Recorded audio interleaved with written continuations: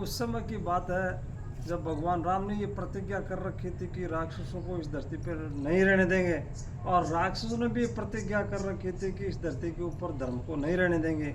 उस समय की बात है, रावण के पास में जब जाता है तो रावण मेघनाथ जब जाता है तो मेघनाथ को गले लगा लेता है वो, और मेघनाथ कहता है उसको कि पिताश्री कोई चिंता की बात नहीं है, मैं हूँ और आपके अभी तो आधी सेनाएं खत्म हुई है। इस तरह से जो है दूसरे दिन का युद्ध शुरू हो जाता है।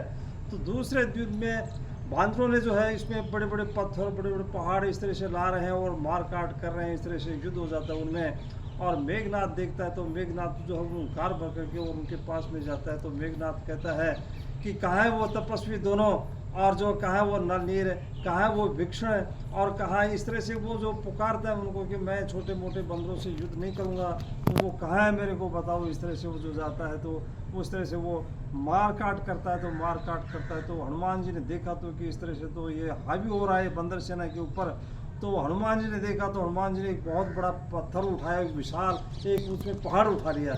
पहाड़ उठा करके और उस मेघनाथ के ऊपर पटक देते हैं। उस मेघनाथ मूर्छित हो जाता है उसमें, और मूर्छित हो जाता है तो बड़ा वो तो दोबारा खड़ा हो जाता है। दोबारा खड़ा होने के बाद में उसने देखा कि अपने प्राणों के ऊपर उनके जो है इस तरह से आ जाते हैं तो प्राण उसमें वो लग जाते हैं। तो उसमें उसने एक माया रची, माया रच करके और उसमें इस तरह से बाण शुरू किए। उसने बहुत बारी जो है अमोघ शक्ति का भी प्रयोग कर दिया उसने। अमोघ शक्ति का जब भगवान ने उस बाणों के बाणों को सबको काट दिया, जो एक लेकिन एक वीर शक्ति जो थी शक्ति थी वो एक शक्ति का प्रयोग करता है। तो शक्ति के वो उसमें लक्ष्मण के जाकर के लग जाती है।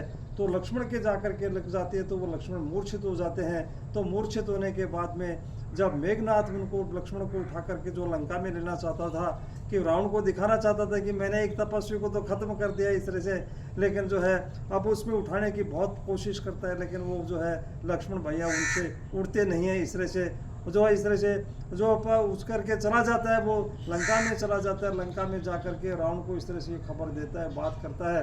तो उसमें उस समय थोड़ी देर बाद में हनुमान जी जात पाते हैं। तो हनुमान जी उठा करके और लक्ष्मण को जो भगवान की गोद में सुला देते हैं। तो गोद में सुलाने के बाद में जब इस तरह से देखते हैं तो जामवंत जी ने देखा, ये सब ने देखा, भगवान ने देखा कि इसके लिए जड़ी बूटी जो है इसमें यदि सूर्योदय से पहले कल तक जड़ी बूटी आ जाएगी तो इसके लक्ष्मण के प्राण बचाए जा सकते हैं, अन्यथा तो नहीं। तो जड़ी बूटी कौन लाएगा? तो इस तरह हनुमान जी तैयार होकर उसी समय जो है लंका में जाते हैं कि भाई सुषेण वैद्य है, वो सुषेण वैद्य है, इसका प्राण बचा सकता है। तो सुषेण वैद्य के पास में जाता है इस तरह से और कहता है कि लक्ष्मण की प्राण इसमें संकट में है। तो वो कहता है उसमें सुषेण वैद्य कहता है कि मैं तो जो है उसमें एक रावण का वैद्य हूँ, उनके जो है उसके शत्रु हैं, तो मैं उनके कैसे कर सकता हूँ। तो लेकिन मैं जाऊँगा तो भी मेरे को चलने नहीं देंगे। लेकिन हनुमान जी ने कहा कि इतना सा समय नहीं है मेरे पास में, आप तो दरवाज़ा बंद करो, गेट में अंदर